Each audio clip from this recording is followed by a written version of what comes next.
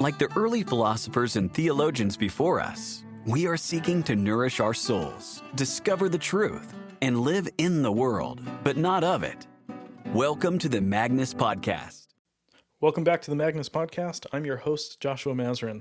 The podcast recording that you're about to listen to is a little different than many that we've done before. And by that, I mean what we wanted to emphasize is what AMI says all the time. Classical education, a real liberal education that is an education that liberates you, is for everyone. So instead of bringing on a scholar, we wanted to illustrate that this is for whatever vocational path that you have. So our guest is Mike LePond, the bass player for the progressive metal band Symphony X. Now, what makes Symphony X so interesting is that they incorporate mythology, classic literature, epic poems into the lyrics of their music, from lengthy 24-minute songs portraying the story of the Odyssey to full concept albums covering John Milton's Paradise Lost. Symphony X uses odd time signatures, tempo changes, different movements through their music, and although they use heavy guitar riffs and clashing cymbals and even double bass drums, they are more akin to the classical music, yet brought into kind of a new era. They even use bits of classical pieces and incorporate them into their own songs. So I know that all of you listening will truly enjoy this unique perspective on liberal education and particularly great stories like the myths, as discussed by our guest. We were blessed to have Mike LePond from Symphony X. So enjoy.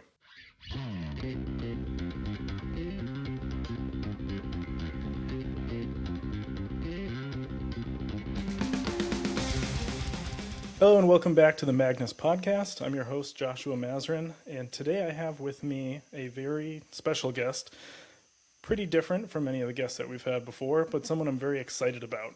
So many of you listeners know that at the Albertus Magnus Institute, we teach the liberal arts. We go through the great books, classic literature, philosophy, theology, and our big mission is to make this accessible to everybody, commonplace education.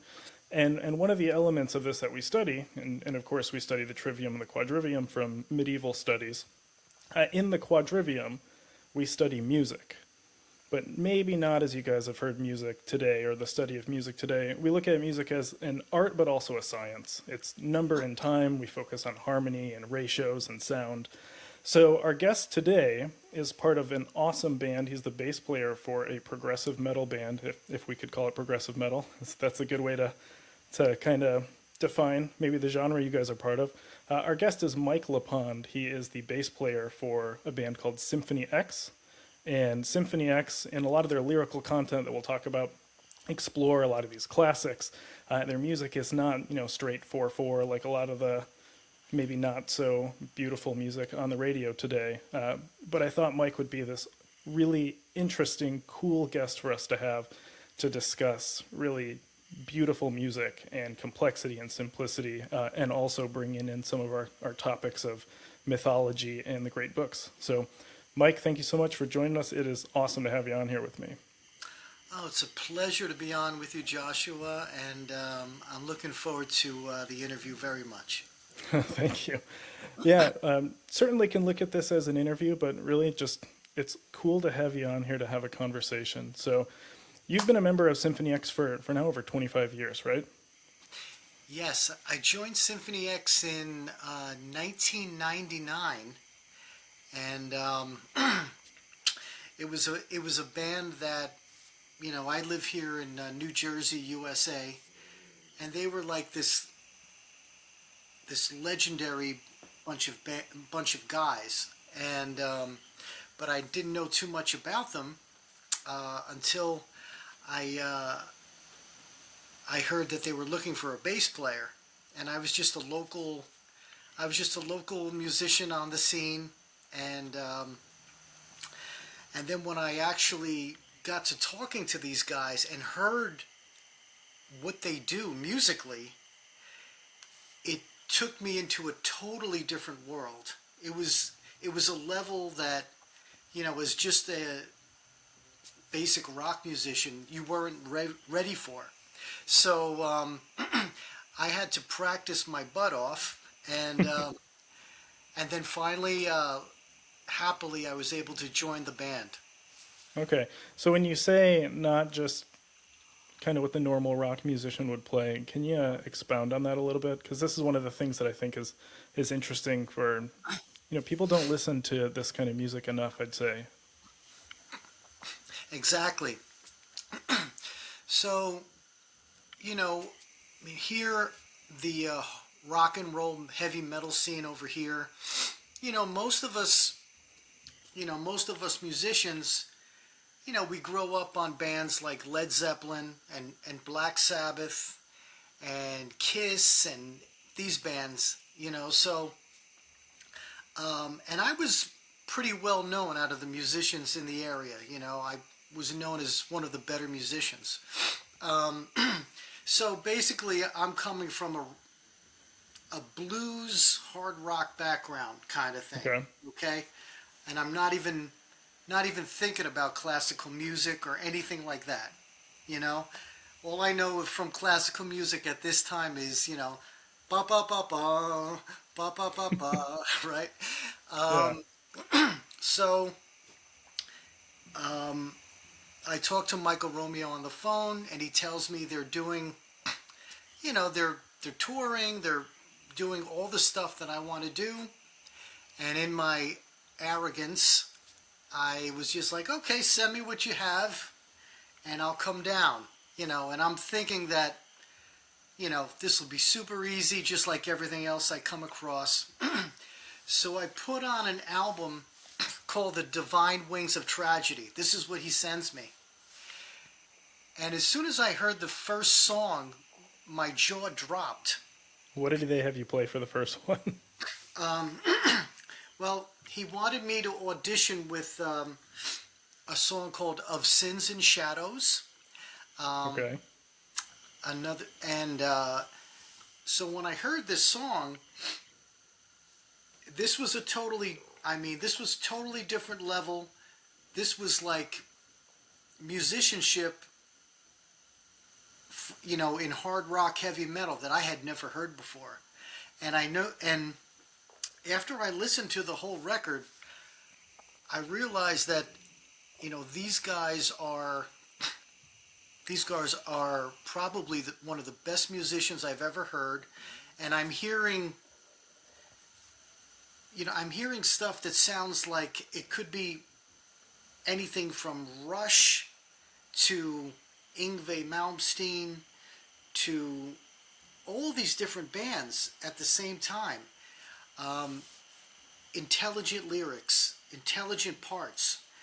Um, so, I basically said to myself, okay, you've wanted to do this your whole life.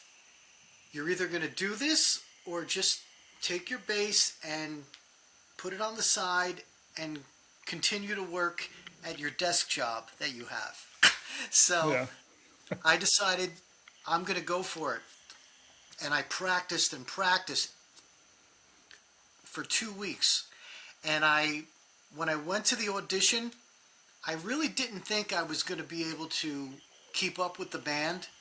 But I really went down there because I wanted to tell them how amazing I think they are, and how destined for greatness I thought they were going to be. So I go there, and immediately the attitude was not what I thought it was going to be.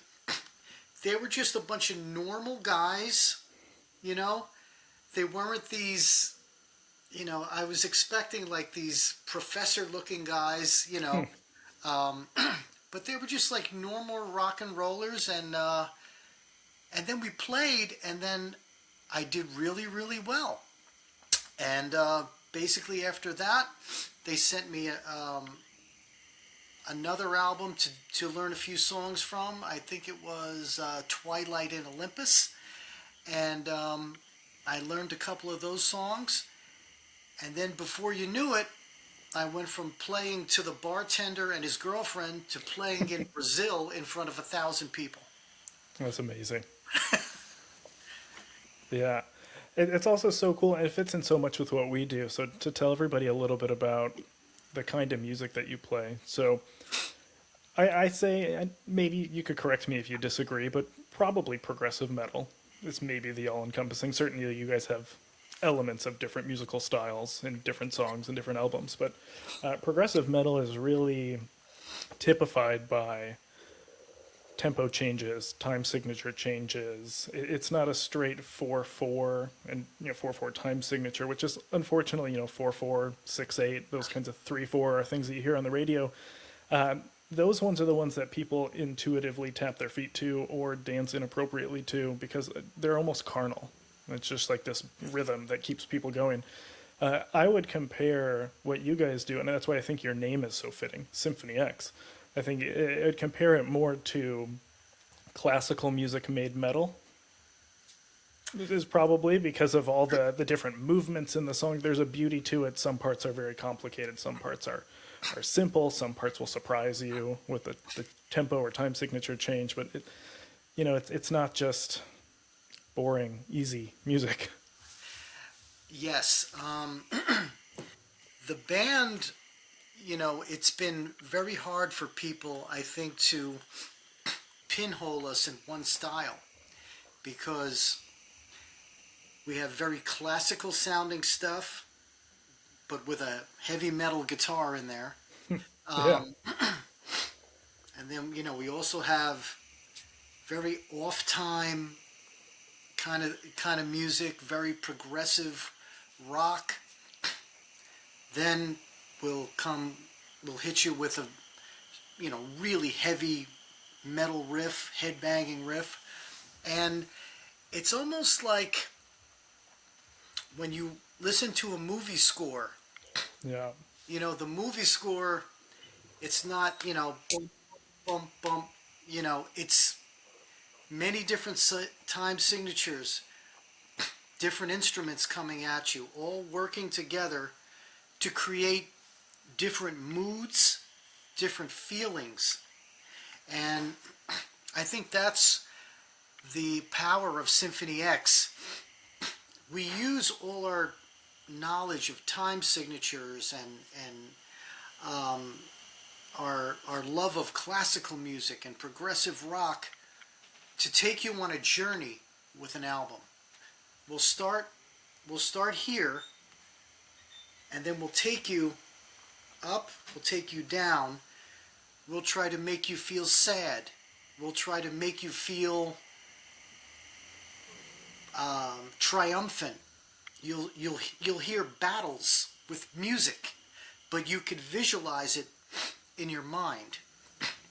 So we're basically, our albums are movies set to music that take you right from the beginning to a climactic ending, and we'll decide if the ending is happy or if it's sad. I love that. That's awesome. Yeah, let's talk about a few of your albums because the first thing that got me thinking maybe you'd be interested to do the podcast is because Christopher Nolan is coming out with a movie version of the Odyssey this summer. Finally, if anybody were to do it, it would be him, with practical effects rather than just CGI. And the Odyssey was probably the first epic as a story that jumped out to me. I was the kid in high school that these things were interesting to me, but you couldn't get me to sit down and read. We didn't have a lot of reading in the house. And freshman year, we read the Odyssey. And I think it was 8th grade was when the iPod came out for me.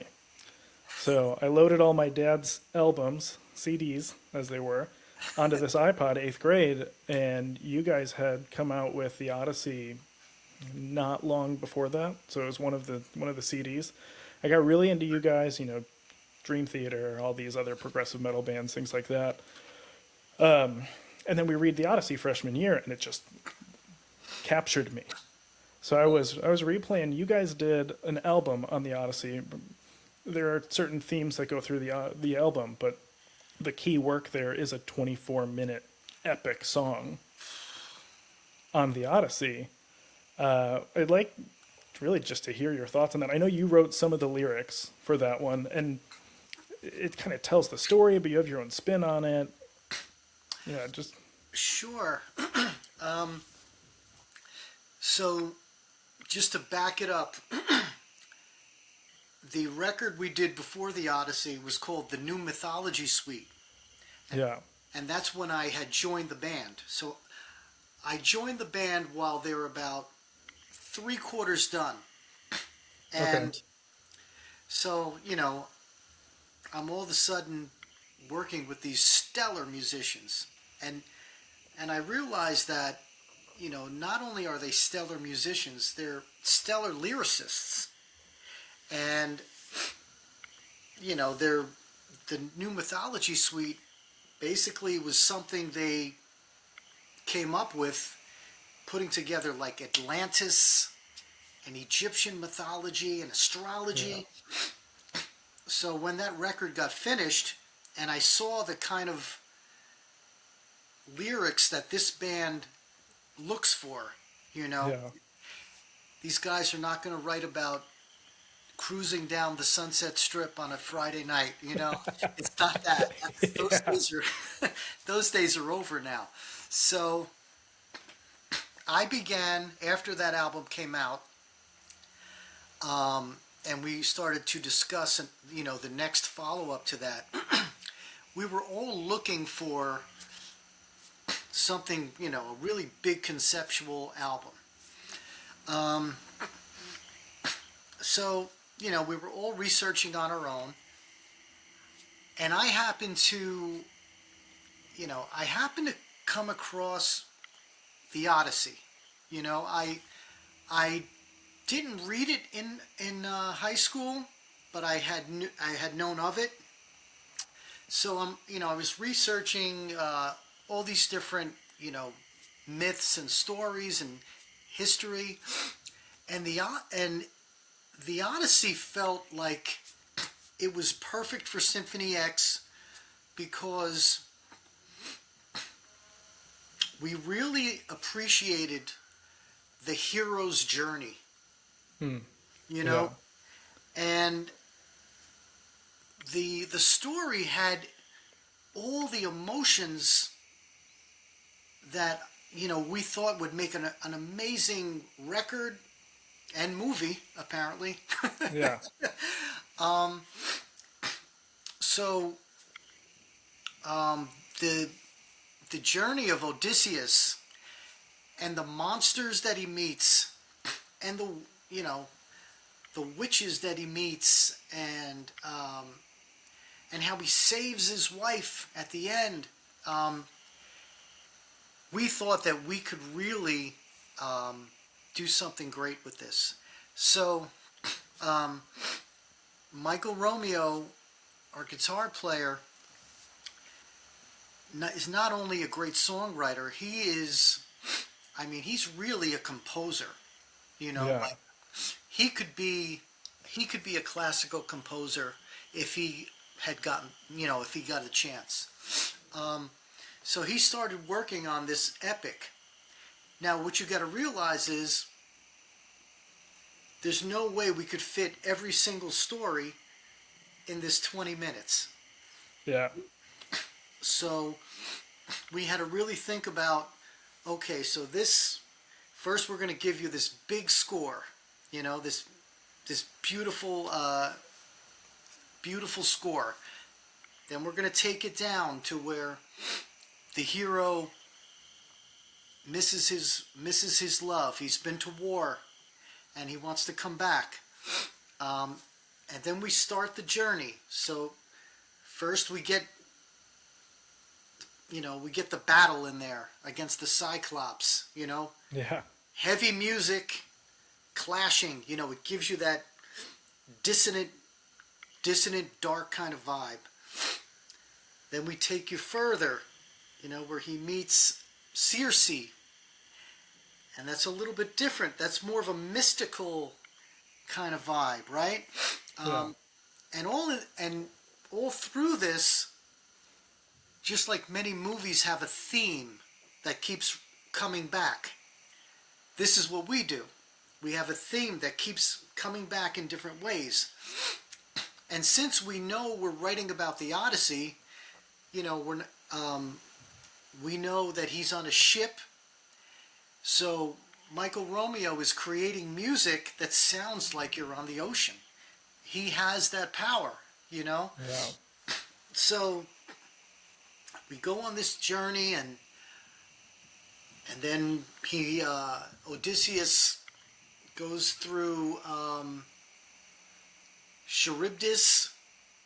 He meets Scylla, big, epic, dark, and then all of a sudden it will drop down where you feel like he's floating on a raft, you know. And then he sees land, and then finally after that drop, the big ending where he saves his wife and fights the suitors. And we were really happy with the way it came out. And after we did that, we were like, wow, this is something that I think we can do that very few bands could do. Yeah. We're so proud of it. And it was perfect for us because, like I said, the hero's journey. Also, we love the good versus the evil. Yeah. How they, sometimes it goes this way and that way. So we love to play with that also. So the Odyssey, I think, was tailor-made for the band. Yeah. Well, you guys did a phenomenal job. And really, if you look through the notes for the lyrics, to the breakdown of the song, you guys, some of them are narrated through the lyrics, and then the other parts of the story are spoken just through the music. And if you know kind of what happens in the story, if you read the Odyssey before or heard it told to you, it fits. Like the music that's played fits how you guys are working through this, even apart from the lyrics. And if you don't know the story, you still get that emotional, that draw that makes you feel like you're moving through this thing. I think the closest thing I could compare that song to would be a score, like a movie score, because it brings you through a story. Right, and it's interesting that you said some parts have the lyrics to guide you through it, but other parts, like when he goes through Charybdis and faces Scylla, there's no lyrics there, so the music is taking you.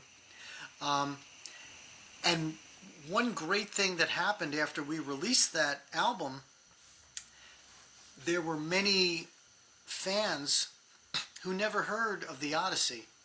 So when they heard about the story, they would go read it themselves.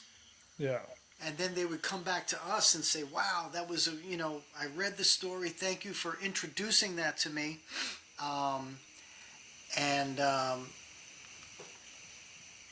So that's like, that's a reward in itself for us.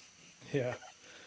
One cool thing, so I just had a conversation the other day about this, is when the Odyssey was, first told, this is an ancient epic poem, essentially. It is an epic story. They didn't write it down. It was told at campfire, and you'd sit with your friends, and you had an orator or somebody just sharing the story. And then we wrote these kind of things down, so then it moves to where, people are just reading stories rather than having this public experience with it. So I think we're slowly moving back to this presentation of these kinds of things, I guess if you'd say. And movies is one of them. But I think that you guys are expressing the story through the song in a different way than if people were reading it.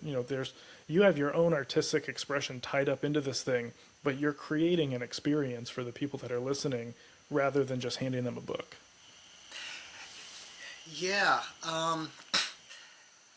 I think a lot of it too is by listening to the music, they're using their imagination. Yeah. Like we're presenting exactly. it one way, but they're listening to the music where he's on the water with the ship, so that's generating things, and when they hear the lyrics, they're forming pictures in their mind. When we talk about how the ship starts to leave the port, they're seeing it in their mind. And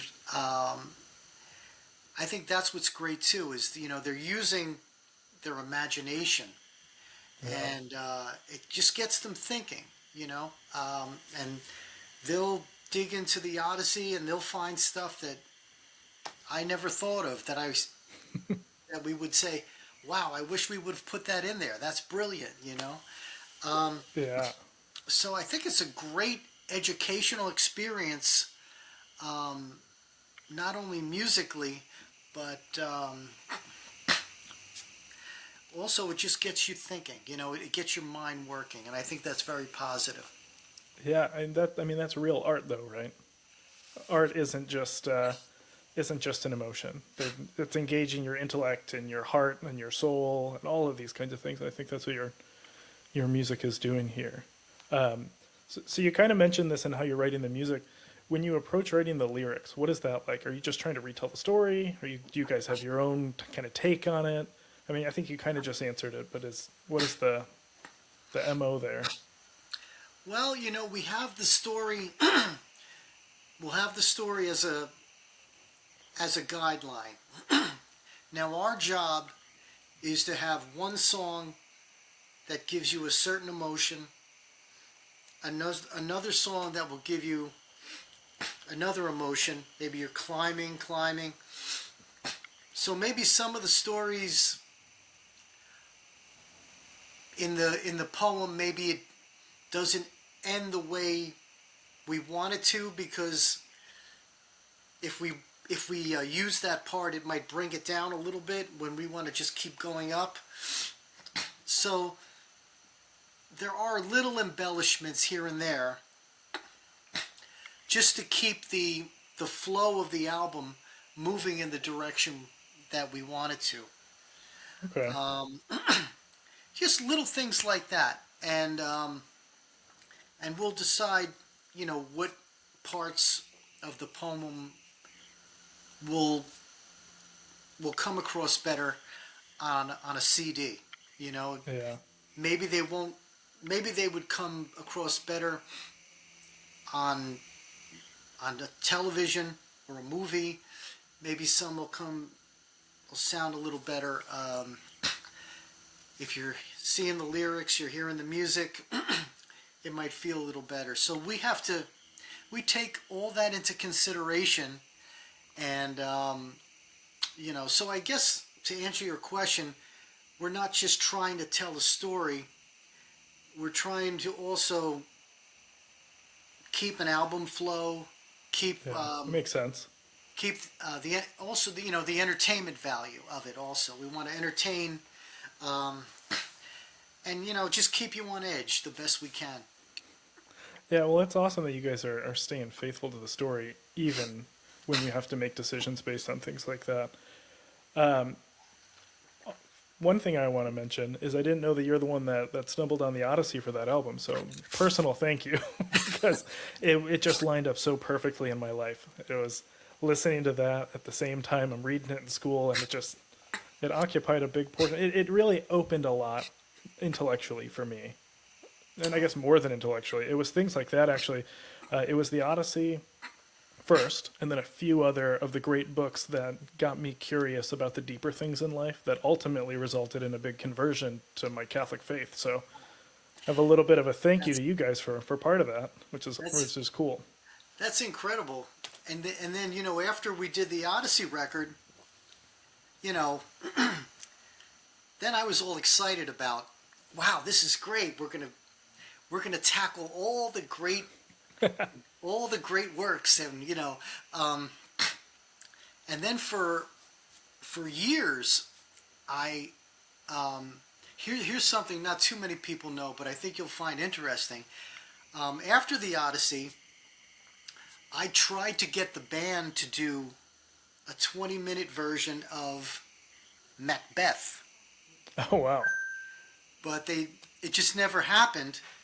So I did it myself on one of my solo albums.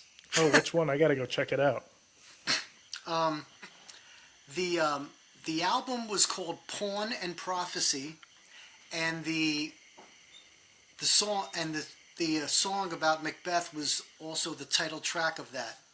Okay. the prophecy of the witches and the pawn being Macbeth himself. Oh wow, that's cool.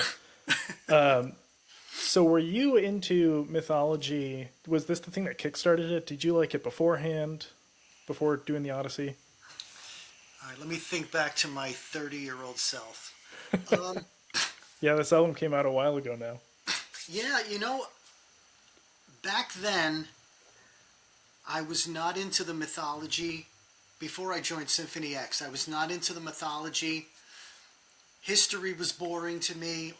Literature was boring to me.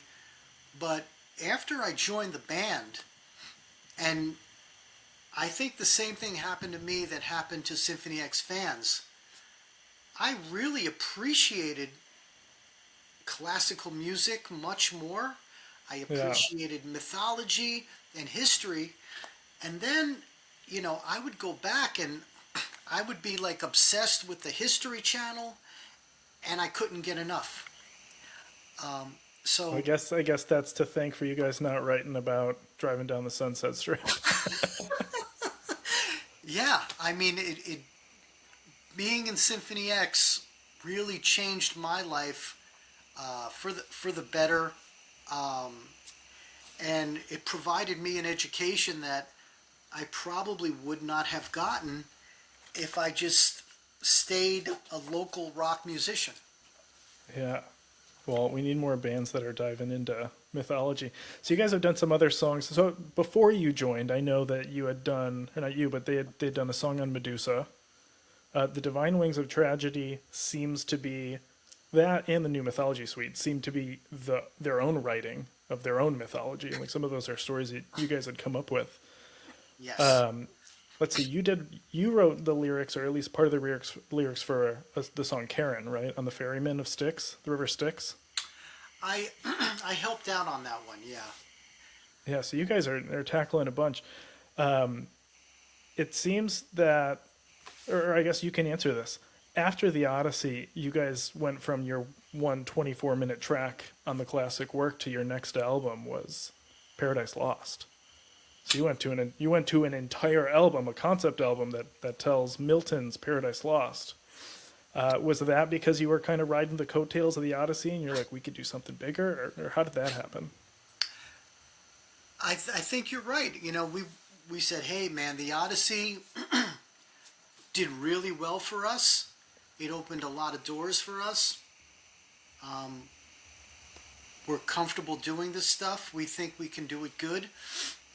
Let's try to keep going, and let's find something else that is a massive story, Now, Paradise Lost, Michael Romeo came up with the concept of Paradise Lost. Okay. And, for him it was perfect, the good versus evil, the contrast of good versus evil, and the darkness, the innocence. It had all the ingredients that were perfect for us, And Michael Romeo is really not. He doesn't really think about the religious aspect of anything. Okay. Right. So he's writing it as like he's making a movie, like the Odyssey. Yeah. Now, it was interesting to me because being a Catholic, I was like, oh, okay, this is going to be very interesting. This would be interesting to see how it plays out and what we do with it. And again, we put it together. We wanted to, this time, instead of one song that tells the story, this time a whole album was telling the story. Yeah, you guys have some killer tracks on there too. Yeah, so we had to navigate how we would do something like that. One song is the battle, between heaven and hell. and Satan is thrown out of heaven. Then the next song, Satan decides he's going to get revenge, and then figures out the plan, and then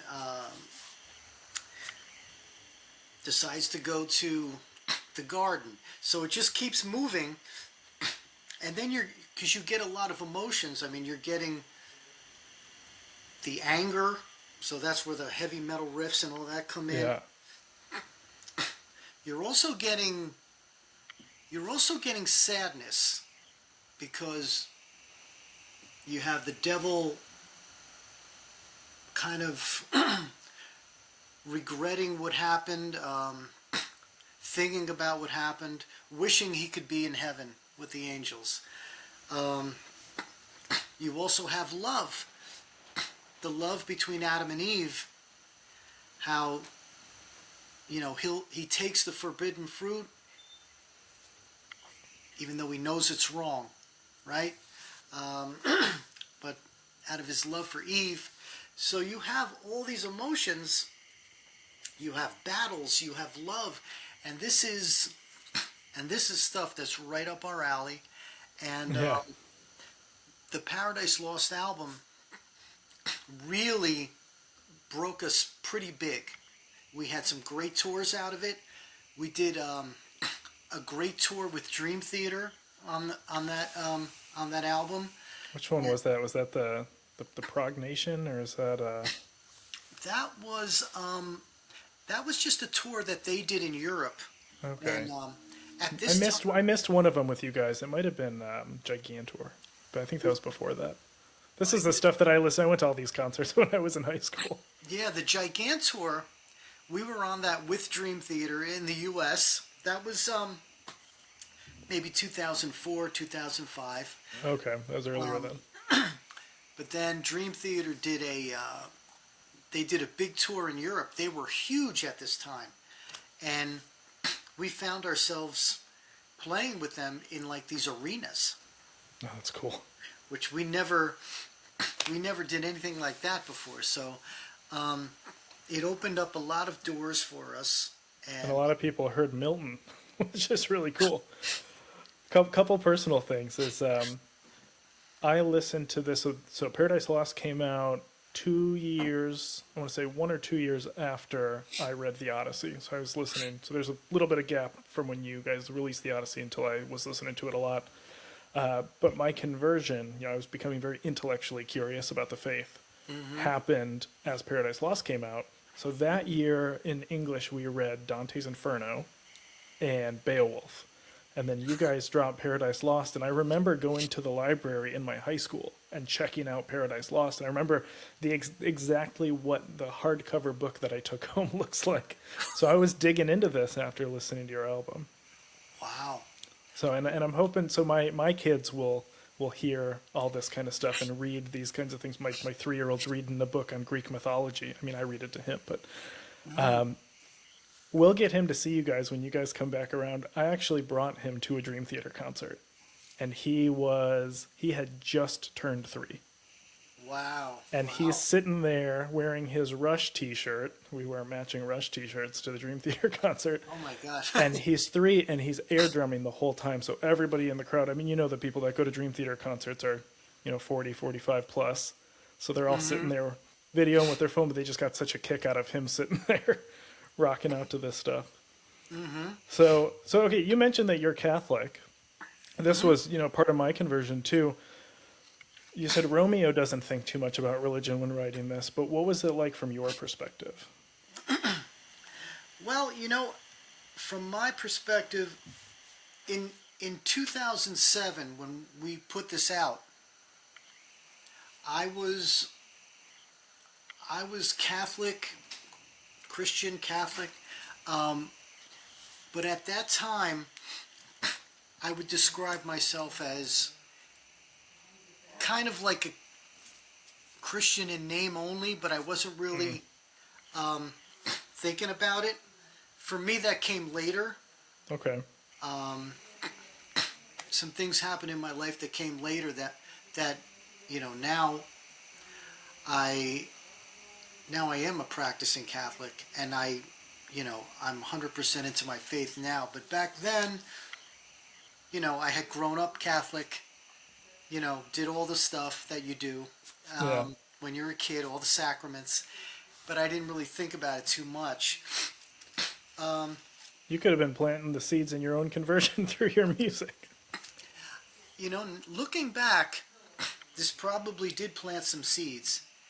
Like I never wanted to, I never felt comfortable with like promoting something that was evil, glorifying it. I was never comfortable with that. But on this record, I don't think Symphony X necessarily did that. I mean, I think I didn't get that impression.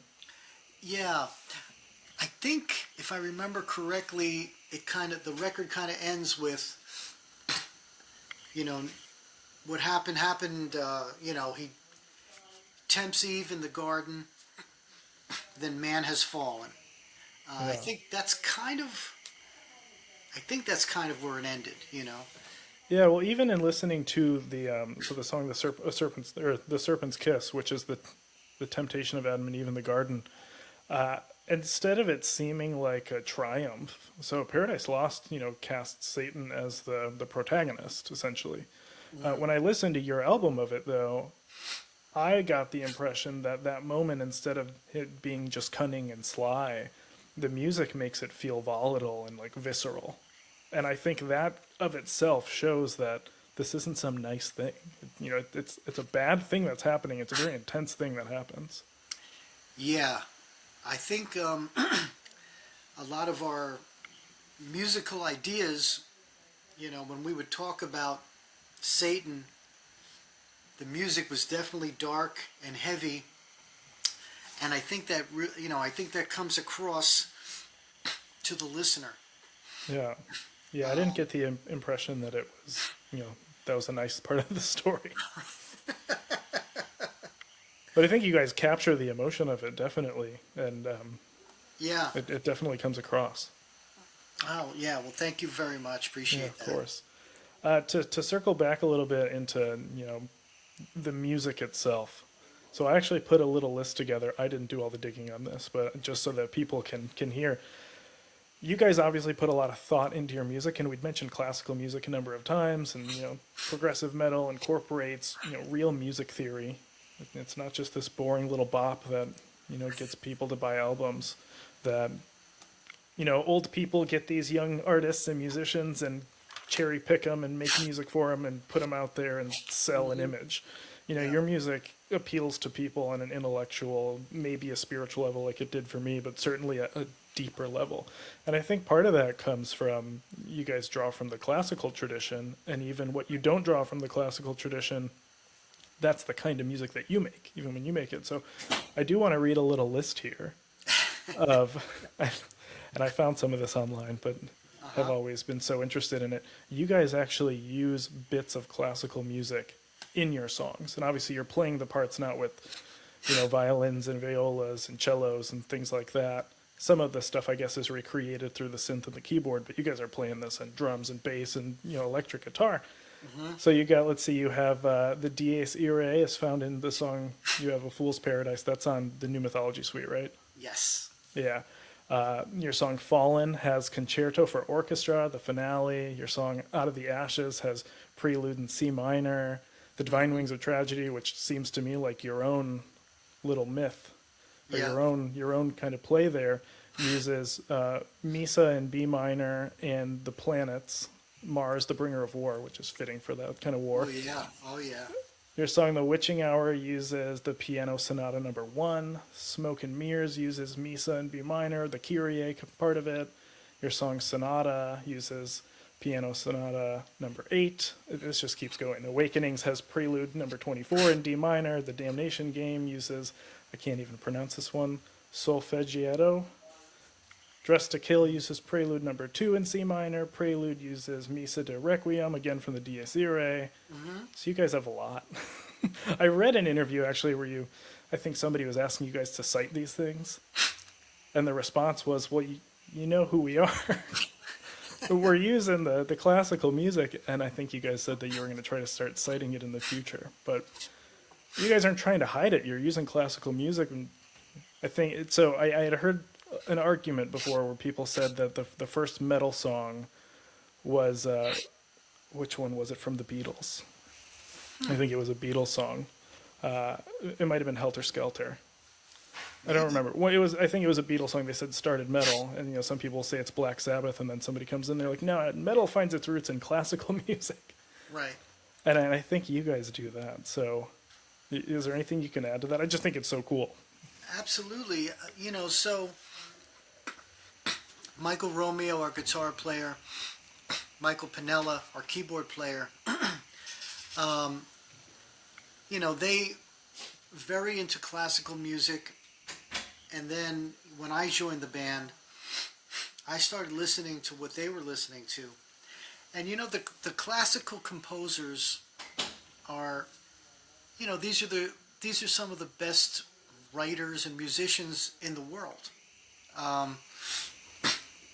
There is incredible complexity in their music. Their music takes you mentally, it takes you different places.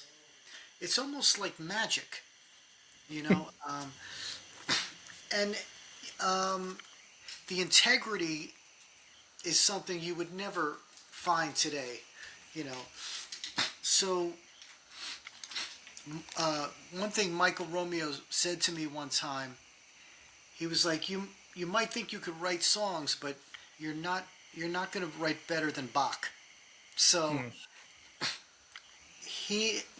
what we wanted to do is we wanted to find classical pieces that we loved and put it into the heavy metal songs. Yeah. And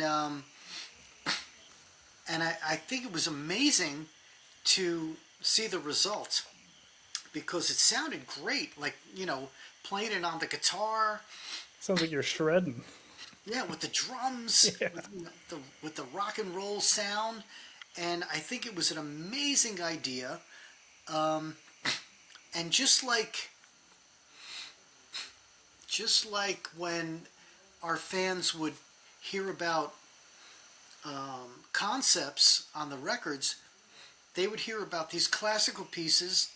They would go back and they would look for these classical pieces and listen to.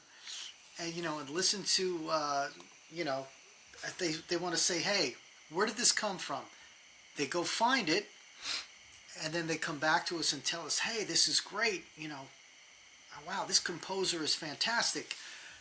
When I first heard the intro to The Divine Wings of Tragedy, Holst, that was incredible. I mean, I'm listening to that, I was like, wow, this is heavy metal, Yeah. You're listening to Planets. I mean, it was incredible, and we wanted to bring this music to the rock and roll world.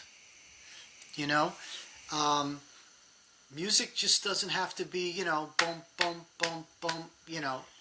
It could be this journey, this experience, and also, we were always looking for influences, whether it's any kind of music, but you just can't beat the classical guys, and it's almost like they were talking to us, Yeah. and I think, having it in rock and roll music, heavy metal music, it just makes the song sound so more interesting, and it just again opens the minds of our fans, and it's an education. I completely agree with you. I think that most modern music, it's not very appealing to me. It's just kind of boring, and it's repetitive, and it's the same chord progressions with different effects laid over them, and people don't even realize it.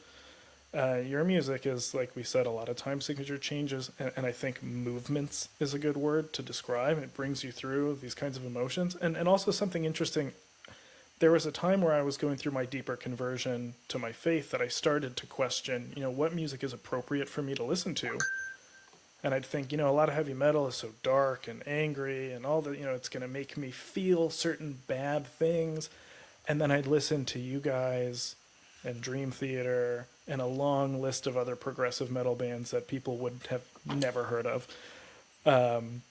Lesser known ones. I went down the rabbit hole with it, and I listened to all those and realized that didn't have that kind of anger effect on me. It was heavy. There's, heavy amplified, distorted guitar riffs and banging drums and all that stuff, but it wasn't making me feel aggressive like 4/4 thrash metal would. Right. So it's almost like even though it's heavy, there was still something beautiful and transcendental to it. I would make the, I guess, conjecture or point, my opinion is that this more complex music is more beautiful. I don't know if you'd agree with me. I'm glad you brought this up because a lot of Christians struggle with heavy metal. Yeah. So when I fully immersed myself in my faith, I was a metalhead, and I also love horror movies. So Oh, that's another one. So I had to think about all this stuff, and for me personally, I never, when it comes to heavy metal, I never took the lyrics like to heart. I just listened to the song or the piece as a whole. Yeah. If I caught a few lyrics, I caught it. But I'm listening to everything as a whole, and I'm not taking it to heart. I'm just taking it as, okay, I'm writing about whatever. If it's dark or if it's about love or whatever, I'm just kind of taking it. And the horror movies, the same kind of thing. I grew up, I liked Frankenstein and Dracula, so... Those are classic. That's classic literature, though. Yes, it is. Oh, God. Oh, absolutely. And the fact that that's where your brain goes, those are, we call them, like the first horror films, but those are ones that take you deeper intellectually. Yeah, these have... you want to talk about the themes behind, like, a Frankenstein, man trying to portray God. So I just take everything as a whole. I don't take it too seriously, and that's how I look at it. When I listen to heavy metal, it's more of like a release. You have a stressful day, so I put on some heavy metal. I go like that a little bit, and I feel better. Yeah. Yeah. For everybody listening, though, I can say that there's nothing questionable in your lyrical content. I can't think of any Symphony X songs that are really bad. I can't think of any lyrics that are bad. Yeah, nothing. Not to my knowledge. I think if there was something really disturbing, I probably would have said something to the band and said, "Listen, guys, I'm really not comfortable with this. I know I'm 1/5 of the band, but I'm not comfortable," and they would certainly address that. Not a problem. Well, I let my kids listen to some of it. They've heard you guys. They listen to a lot of Rush. Definitely nothing wrong about Rush, but they listen to a lot of Rush, a lot of Dream Theater and that kind of stuff. Actually, the son I mentioned, his first concert before Dream Theater was Kansas, and he was 2 at Kansas and paid attention the whole time. Kansas and Rush are 2 of Symphony X's biggest influences. So it's so interesting that you said that. You're right over the target. Yeah, well, I guess I'm a fan. Kansas's singer for the last, I think, 10, 13, 15 years, something like that, since their original retired, is a guy that used to gig in Chicago at the same venues my dad and his band in the 80s would play at. So I told my dad, I'm like, yeah, I'm taking him to see Kansas. And he's like, oh yeah, I'm friends with Ronnie Platt. I'll text him. So Ronnie comes out before the show to take pictures with us. And I was like, this kid does not realize how great of an experience he has. And then we listen to Dream Theater. This is kind of getting off topic, but we listen to Dream Theater forever. And my dad works in tech sales. And one day he's on the phone with a potential client, and the guy goes, oh, yeah, put all this stuff on our company. It's called Yitzy Jam Records. Finds out Dream Theater now gets some of their tech stuff from my dad. So we had a little connection with them, too. So that's small great. World. That's so great. Yeah, but this kind of music, I think, it's better because it gets people intellectually curious. And you guys certainly did that with me, and I appreciate it. And it sounds like with so many other fans, it's great that people are wanting to read the Odyssey and Paradise Lost from listening to heavy metal music. Yeah, I think, and our style of music, it not only appeals to maybe the more intellectual people out there, but I think it also appeals to, the kids in the leather jackets, just like, Metallica, because they hear the heavy music, but they hear something that maybe they're not hearing from the other bands, It's kind of taken to a different level. A little more substance. Yeah, it's got a lot more going on, a lot more substance, and it draws them in. And maybe they didn't realize that they like Wagner or Bach, Yeah. And then they're like, hey, what's that? What's that part what is that? And then they research it. Oh, here's a funny story. So I don't know if you've seen it. So you know how these reaction videos are, right? Yeah. All these people are doing reaction videos. So someone sends me a reaction video of a classical composer listening to the Odyssey and listening to the Divine Wings of Tragedy, the song. Oh, cool. And this guy you could tell he's, his nose is a little up in the air, and he's like, I'm a classical composer, and so he's listening to like the Divine Wings of Tragedy, and he's picking all the stuff that we've taken out, that we've lifted, Yeah. He's like, oh, that's that, and that's from this, that's from this, and that's from this, and I don't think he liked it. I don't think he liked that we were doing that. But he did, he did like a lot of the things we were doing, a lot of the changes, a lot of the chord changes he was very interested in.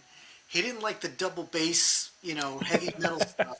Like he wasn't into that, but it was interesting just to get his opinion, Yeah, that's hilarious. Well, he's probably a purist. Oh, yeah. So you guys are taking that and making it so much more accessible to people that I never would have sat down and listened to classical music. And now I'm so interested in it. And now we're finding all of the developmental benefits to letting kids listen to classical. I let my kids listen to, classical, which is now metal. And I think it's having some of the same effect because they get bored. If my kids hear bass music driving down the street, somebody with a loud subwoofer playing something like that, they make some comments that are not nice comments. They're like, that's not good music.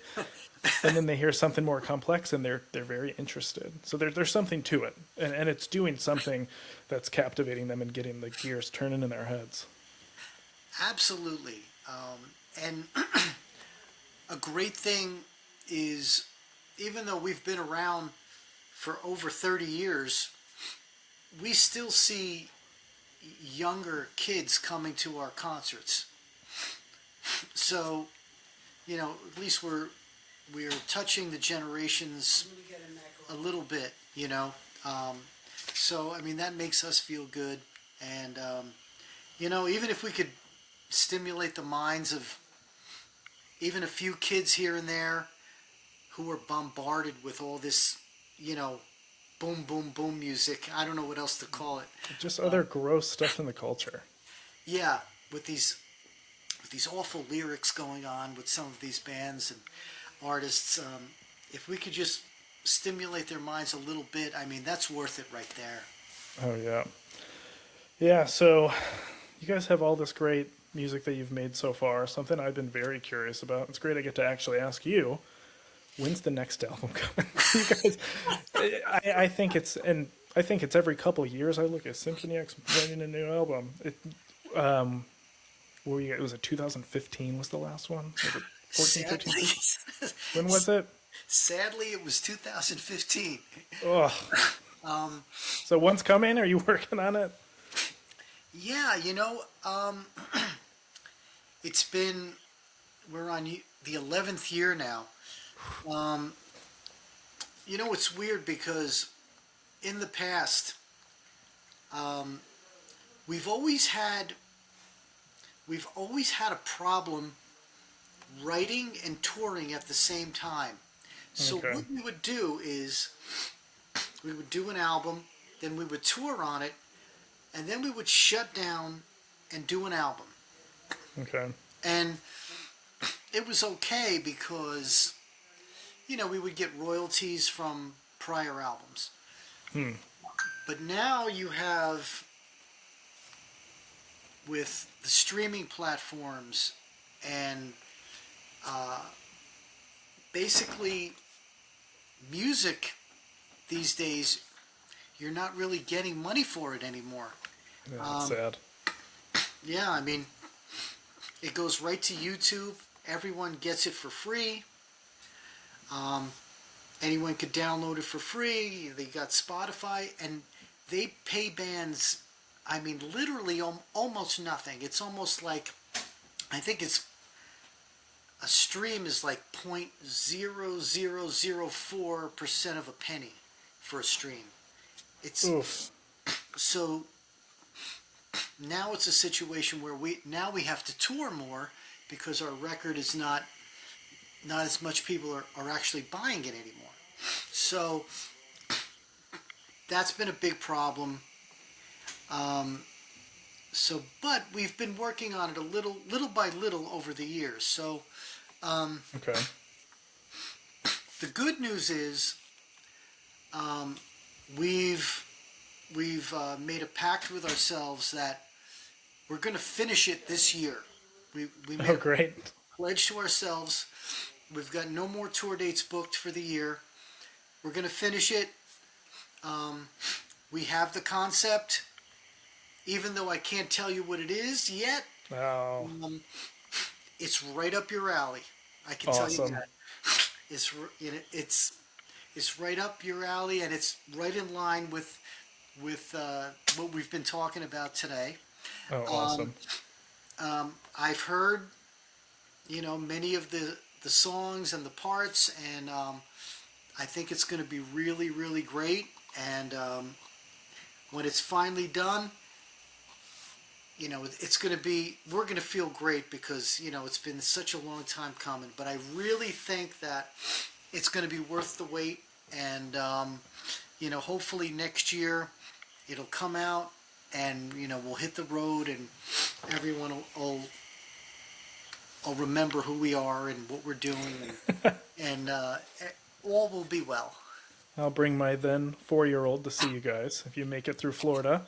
Absolutely. And everybody listening, so at AMI, the Albertus Magnus Institute, we have wonderful professors that teach for us, and they teach for the love of the game. They teach because it is good to teach what they're teaching. Symphony X also making this music because it is good to make this music, and as you've heard through the episode, this is truly good music, good in lyrical content, and also the conveying of this art. So everybody listening, go actually buy the album, consider it part of their honorarium for being stewards of a craft and educators in their own right. And then for whatever the theme is, maybe it's something that we have a course on. So what we do is we have a free tuition-free fellowship where we go through these great books. We have many courses on the Iliad and the Odyssey. We have more contemporary things like from Tolkien. You mentioned Zeppelin earlier, actually, and they snuck Tolkien themes into their lyrics. Yeah. That people didn't realize. Talking about Gollum in the Ring. So we have course on this. We go through the classics and philosophy and some theology even, and ours is the seminar style. So we let people in tuition free. Everybody has the right to this kind of education. We give what we would call an honorarium to the people teaching it. And they're here to help facilitate and help people to become agents of their own learning. So for anybody interested, go buy Symphony X's new album when it comes out. Check out those that we talked about, Paradise Lost and the Odyssey, Divine Wings of Tragedy, and the new Mythology suite. Hear some of these and purchase some. But then come to us if you want to learn more about some of these different topics and themes that they've explored, and jump on our courses for free. Just go to www.magnusinstitute.org/apply, join our free fellowship, and please join us in this education. Mike, thank you so much. This has been really just cool for me personally, just very cool, but I think will be so interesting to people listening to learn that these liberal arts and these stories that we talk about in our organization all the time are really for everybody. And we say that all the time. We said, this is for everybody. But then we have a lot of the same kinds of people joining us and people you would expect. So I wanted to show, put our money where our mouth is and say, hey, no, when we say for everybody, we mean for everybody. So we get a heavy metal bassist to come and prove our point. Well, I really appreciate you having me on. Thank you guys for all you do. And, we're just using our talents to reach people, to entertain people, to enlighten people. And, for us, it's all about integrity of the music. We are never going to put out a little cookie cutter album, and we never let a song go on a record that we're not in love with. So that also makes it take long. So when you get a Symphony X record, you're getting something that is made with a lot of love and a lot of thought. And at that point, I think we could open the minds of many people that maybe in some ways maybe they're just, their minds haven't been open to the classics, the composers that we love. And so I think we're both doing a great service for the communities. Yeah, no, I agree. Really appreciate what you guys do. Mike, thank you so much. And again, everybody listening, go check out Symphony X. It's really cool that I get to say that on a podcast. I genuinely never thought I'd be able to talk about that. So very cool. Go check them out. And of course, check us out at www.magnusinstitute.org. And we hope all of you have a blessed day and dive deeper into your intellectual journeys with us. So thank you for joining us, and God bless you. Thank you, Joshua. The Magnus Podcast is a production of the Albertus Magnus Institute. To learn more, visit magnusinstitute.org.